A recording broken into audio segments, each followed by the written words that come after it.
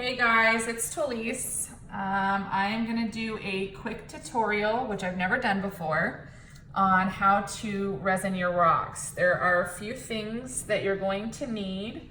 I'm kind of giving you guys a few options, and then I will tell you which ones I actually prefer. So here we have a rock that's already been resined. I'm going to go ahead and coat this a second time.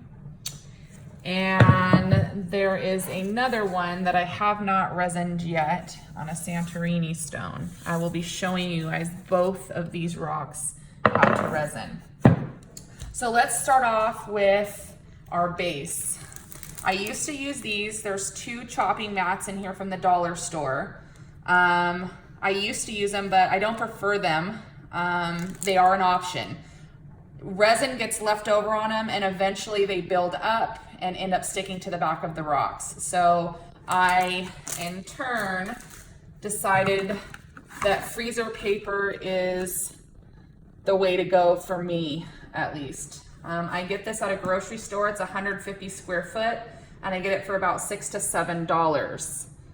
It's great for arts and crafts and things like that, and it lasts me quite a while. So we'll start off by pulling out a large sheet. So again, Reynolds Kitchen freezer paper. Now we go on to our gloves.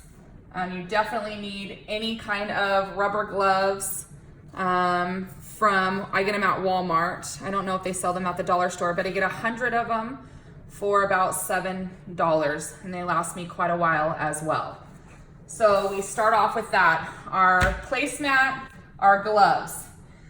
Now we are going to, this is a new box that I bought at Michael's. I used a 40% discount. I believe it ended up being $25.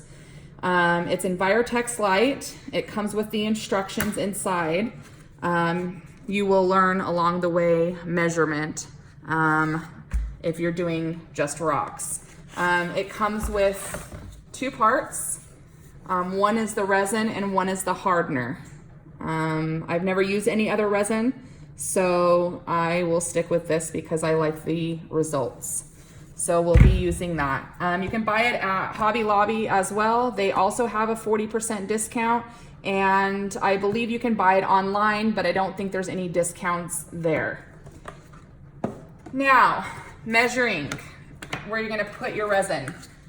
I've seen people do it in ranch cups or condiment cups, which I got these today at the dollar store for $1, 12 of them, which can be disposable.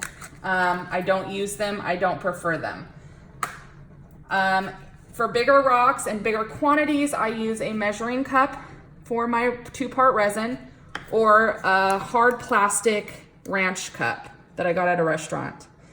Now, stirring sticks. I got this at Yogurtland. They come free for your yogurt enjoyment.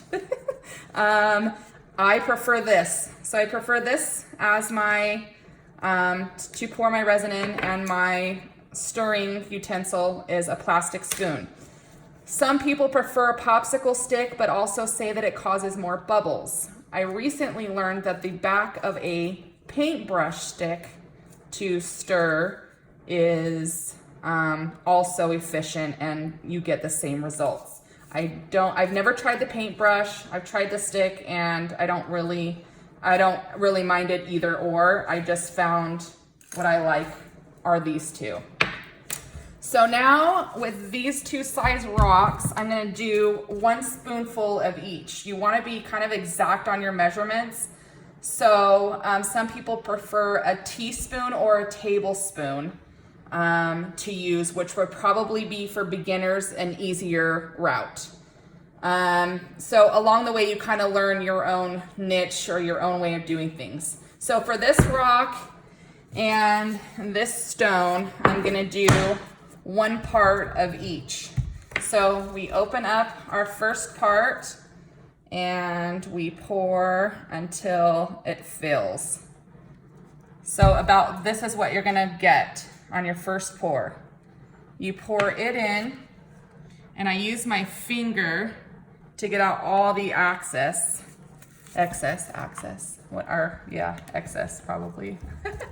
And then this will be your second part, which is the hardener. And you pour the same exact amount. So we'll be getting the same exact amount. Pour that in. The reason why I prefer to use these instead of the disposable ones, because anything that you use with plastic, you can just wipe down. So I've reused these over and over and over for at least over 100 rocks. So now what you do is you just stir. What's going to happen is at first you're gonna get a milky, you know that you're doing it right if you get a milky in the beginning. It's kind of foggy, and you keep stirring until you get a clear, till it starts to become clear. You're gonna see a lot of bubbles, but that's what the torch is for. So keep stirring, a couple of minutes. They say the more you stir, the better results. I haven't noticed either way. So you keep stirring, and then here comes the simple, easy part. I like to take a little scoop and put it on my gloves and rub my gloves together. And since this is being coated a second time, I'll just put a little bit on here and maybe a little bit more. And I will pick up my rock and I will rub the resin on both sides of the rock and get a nice good coat. Get in all of the divots, dips, cuts, creases, whatever you have in your rock. Make sure that it's really good coated. If it doesn't get really good coated, there's always tomorrow and you can re-resin. So that's the first one. Now with this one, I've never, it hasn't been resined. So I'm going to pour the rest of my resin on this.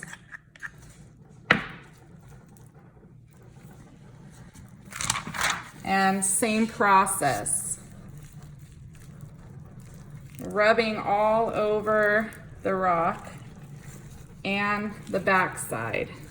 Some people prefer to do the front side first, so leaving it face down like this and pouring resin over the top and not picking it up and getting the back, just rubbing the front and then letting cure and dry, and then tomorrow picking it up, turning it over and doing the back. I prefer getting it all in one swoop.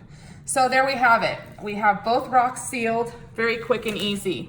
Now for cleanup, I take my gloves off. I grab my torch, a couple of bucks at Walmart, maybe $6. This gets all the bubbles out. So I go over the rock, popping all of the bubbles.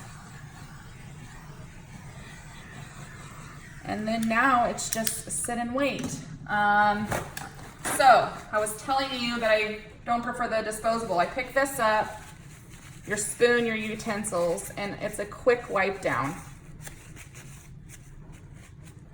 You can get a new pair of gloves if you'd like to, so it doesn't get on your hands. And pick up all of your utensils and wipe them out to store away. And there you have it. So thank you guys so much. This has been fun. If you have any questions at all, let me know. I'll be more than happy to answer any of them. I know a couple people say the temperature matters. Some people prefer to put their rocks in a Tupperware so that the dust doesn't get on. I'm doing it right on my kitchen counter. My husband doesn't necessarily like it because he has to scrape off the resin sometimes. But I prefer leaving them out overnight on my own counter. They dry fine. I've never had an issue. Some people in colder climates and stuff, I hope that their house isn't that cold, but usually between 60 and 80 degrees. Don't put them outside, they will cure too fast, and don't put them in a cold environment, they won't cure fast enough. So just a medium temperature. Like I said, the Envirotex Light comes with instructions for you to use, or for you to see. I think these have instructions for bigger pours, like tables and things of that nature. But when you're doing rocks, you just need small utensils, small things. So again, if you have any questions, let me know. And you don't be intimidated by it anymore. It's very easy, very simple, not messy at all. Especially if you guys buy the disposable things. If you want to buy disposable spoons and throw them away, that's great. Your gloves are disposable, your ranch cups are disposable. The freezer paper, after overnight, it's disposable. So have a great night, happy painting, and good luck on your resin adventure. Post and let me see that you guys did it and you're no longer afraid of it. Bye, everybody.